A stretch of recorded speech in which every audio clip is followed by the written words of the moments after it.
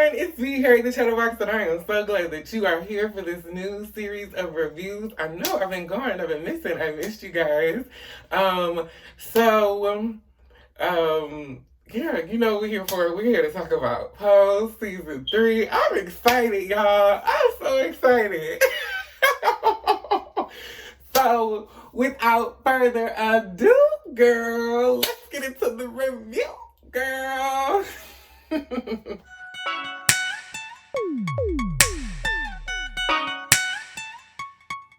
Yeah. So, 2 episodes. Gagged and Goomy. So we start off the first episode where Blanca and Electra are, talking about, the community and how basically ballroom has become a money thing. And if you are part of ballroom culture or have ever been a part of ballroom culture, you know that ballroom, now you can make money when you win a ball. But originally ballroom started out just as a community thing because we weren't allowed to do nothing or go nowhere because racism and homophobia and transphobia and everything else in between. So it was more of a safe space than a place to come make money, right? So Lamar, who was originally Electra's child, has now started his own house called the House of Kind. And apparently the girls in House of Kind back in the 90s were giving everybody hell. Not just in the show, but like I know some older people that were a part of the ballroom scene that were out in the 90s, and they said the House of Kind was giving problems. They were just as problematic and rowdy and all of that shit, just like they showed in the show. So I was like, oh, that's interesting. Yes, keeping up with the queer history. And so, Lamar in this first 2 episodes got on my nerves bad, but we'll get to that. So we also, basically everything is coming, everybody is coming out of retirement. Angel and Poppy are living together. Damon is in recovery from, being alcoholic, all of that shit. Pray Tell is struggling still with the AIDS epidemic and, having to go to a funeral almost every week at this point, because they went to several. And the 2 episodes that came, they went to like 3 or 4 funerals. And it was just, sad to see him go through that and deal with what he's dealing with.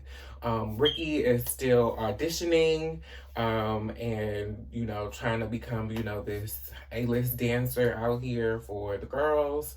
And Blanca got a man! And her boyfriend is from the Netflix show Hollywood. I can't remember his name right now. I put his picture up, for reference. And let's just get into some of the ballroom scene. They had the face. Now, many people may know who Lena Bloom is, but I've known who Lena Bloom was since before she was popping on the cover of Sports Illustrated and shit. Miss Lena Bloom is a legendary face in the ballroom scene. So to see her on this show, serving face, giving you everything she needs to have given, yeah, girl, it was giving. I was living. I said, Lena motherfucking Bloom. I love it. I live, girl. I was like, give her 10s, please. Thank you. Thank you. Now, don't get me wrong, House of Con was definitely giving the girls what needed has been given, but they were bitches and they were problems. So, House of Evangelista has become correct. They was like, girl, y'all are not gonna come in here and change the meaning of ballroom and be brats and, just cause a ruckus. Now, what I will say, which is truth, is that because of the AIDS epidemic, we lost a lot of our elder queer people that would have stopped a lot of the mess that was going on in the queer community, in the ballroom community, all of that. But because we lost them and there was kind of no guidance to be given, it was sad. And I think now, because of the AIDS epidemic, we as younger queer people don't have people to look up to, because the people that we would have looked up to passed away. And so now there's also a chasm between younger and older LGBT communities, because no one showed the older ones how to guide the younger ones into this new era, or guide the younger ones through this space of being queer and having to deal with that. And also the younger ones, because they have no guidance, they see the older ones as bitches or jaded or all of those things, which may be true. Now, don't get me wrong, bitter and jaded may be a true thing about some older gay people, but I feel like it wouldn't be such a consistent consensus on older gay people or older queer people in general if that guidance had been given, if that guidance had been taught, all of those things, right? Which originally what Ballroom was for, which is what we see, Blanca do all the time with her children. I definitely think Blanca is a Cancer just because she's always about family, Teen Cancer. And she's, just very motherly, she's very maternal. So I just think that. But getting back into the show, so we also see Angel and Lulu just take a turn for the worse. They end up starting to do crack, because first they were doing the marijuana with the crack laced in it, and then they just started doing crack just by itself. And we've already seen Angel go through one addiction last season, so to see her go through it again this season is annoying to me, just because I want to see Angel win. I want to see Angel win because I feel like Angel represents a lot of trans women in the ballroom community that were so pretty, and their beauty was accepted outside of the space of ballroom, outside of the space of Vogue, and they didn't get to win. And I want that for her. So I hope, because this is a Ryan Murphy production, we get to see Angel win, because I really want to see her win. And then Lulu, Lulu, I feel like Lulu is always defeating herself. Because Lulu was doing so well at the end of last season, and then she kind of defeated herself. She kind of stopped going to school to become an accountant and started stripping again. And I was just like, girl,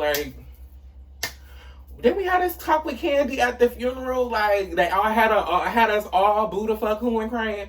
Child, I can't. I need you to get back on it. We need you to get back on it, sis. We need you to get back on it. So I was sad, but I do think, once again, Pose did a really good job of sticking to the time, because 90s was the crack epidemic. It was. Crack was in the neighborhoods all over this country bad.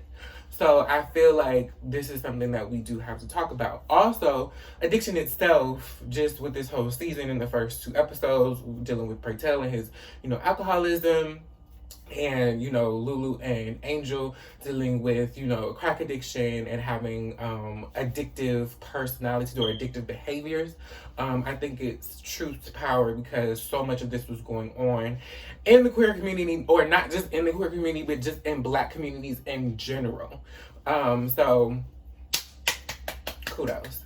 Now the really saddest part of episode 1 was the death of Cubby.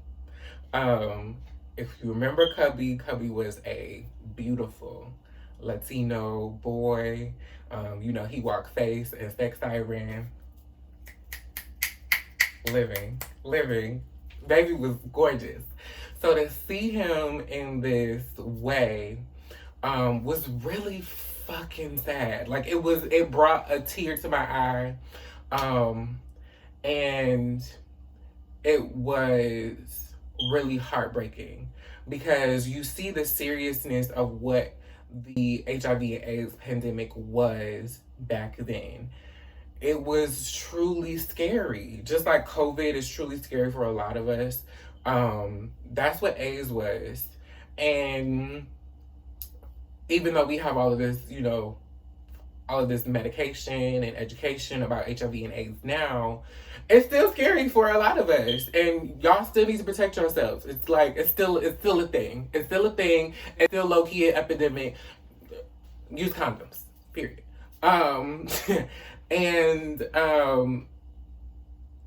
What was so jarring was the dramatic difference of what he was going through. And when his mother came to see him and when Blanca was talking to him about how she wasn't here to prove anything because his mother had told him he was going to die of this disease when he came out to her and all of that. And he was just so, you know, afraid of seeing his mother this way. And what really warmed my heart is that his mom came and she just really loved him and she really was apologetic as to how she treated him. And